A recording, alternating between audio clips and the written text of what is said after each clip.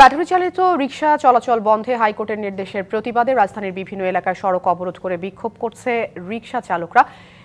এর মধ্যে জাতীয় প্রেস ক্লাবের সামনে অবস্থান করছে প্রতিবন্ধী চালকরা। সেখানে আছেন আমাদের সহকর্মী মোহাম্মদ আল হাসিব। বিস্তারিত জানবো তার কাছ থেকে।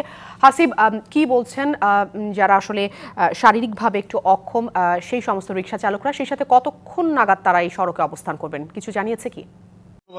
আফরিন, আমি এই মুহূর্তে অবস্থান করছি আসলে রাজধানীর যে প্রেস ক্লাব এলাকা রয়েছে সেই এলাকায়। আজ সকাল থেকেই কিন্তু রাজধানীর বিভিন্ন জায়গাতে যারা ব্যাটারি চালিত রিকশা চালাতেন তারা কিন্তু মানববন্ধন কিংবা সড়ক অবরোধ করছিলেন, কিন্তু আজ ৯টার পর থেকেই এই যে যেখানে প্রেস ক্লাব সেই এলাকাতে কিন্তু যারা শারীরিকভাবে অক্ষম এবং প্রতিবন্ধী রিকশা চালক ব্যাটারি চালিত রিকশাগুলো চালায় তারা কিন্তু এসেছিলেন তাদের যে double million offer Walton fridge কিনে পেতে পারেন ২০ লক্ষ টাকা, রয়েছে কোটি কোটি টাকার নিশ্চিত উপহার।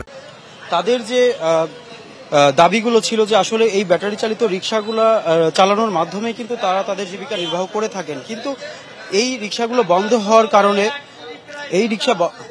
হওয়ার কারণে কিন্তু আসলে তারা তাদের জীবিকা থেকে কিন্তু আসলে করতে পারছে না গেল দুদিন থেকে। এমনকি সকাল থেকে এই পর্যন্ত তারা এখানে শান্তিপূর্ণভাবে মানববন্ধন করলেও এই মুহূর্তে কিন্তু তারা চলে যাচ্ছেন, অর্থাৎ তারা শেষ আমাদেরকে জানিয়েছিলেন এমনকি যে তাদের যদি দাবিগুলো মেনে নেওয়া হয় তাহলে তারা প্রতিনিয়ত এভাবে লাগাতার কর্মসূচি করবেন।